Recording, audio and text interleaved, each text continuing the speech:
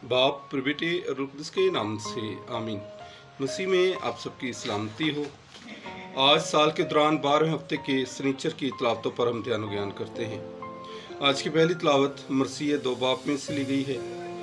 खुदा अपनी कौम को वो मेहरबानियाँ याद दिलाता है जो वो कदीम से उन पर करता आया है, जब वो पहल जब वो एक कौम बने थे। मैं तेरी खातर याद करता हूँ, मैं चाहता हूँ कि तू भी मुझे याद करे। इसको याद कर अपनी भलाई के लिए तू मेरी याद को इस्तेमाल करे। मैं तेरी जवानी की उल्फत और तेरे ब्याह की मोहब्बत को भूल नहीं सकता। इससे मुराद वो उल्फत है जो वो खुदा से रखते थे, हालांकि ये ऐसी उल्फत ना थी जिस पर वो फख्र कर सकते थे।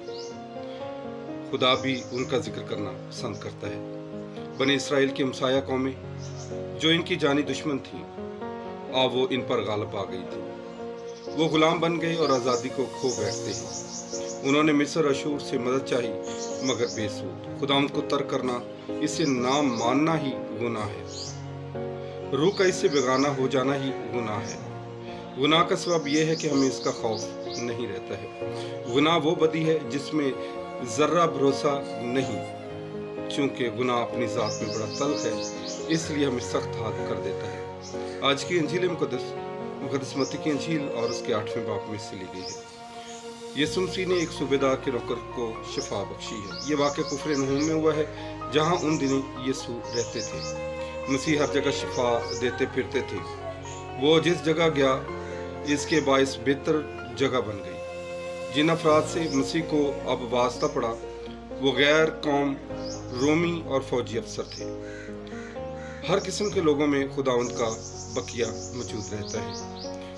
कोई भी शख्स अपने पैसा या दुनिया में अपने दर्जा के बायस बेअतकादी और बेदीनी का उज़र नहीं कर सकता। ज़रूर है कि जिस तरह खुदावंद यीशु मसीह आज सूबादार के घर गए हैं जो गैर कौम से तल्लुक़ रखता है, हम जो मसीह में बुलाए गए हैं, हम जो मसीह में चुन लिए गए, मसीह ने हमें बुला लिया है ख़ास उम्मत होने के लिए।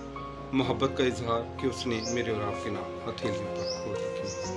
तो इसलिए ज़रूर है कि जिस तरह सूबेदार खुदावंद यीशु मसीह को अपने घर में खुश आमदीद कहता है, ज़रूर है कि हम भी अपने घर के साथ अपनी ज़िंदगी में खुदावंद यीशु मसीह को खुश आमदीद कहें। खुदावंद यीशु मसीह पर ईमान लेकर आएँ और खुदा बाप के जो आसमानी बाप है, हम सब उसके वफादार बेटे और बेटियां बन सके। आज का दिन मेरे लिए, आपके लिए बाइस बरकत है।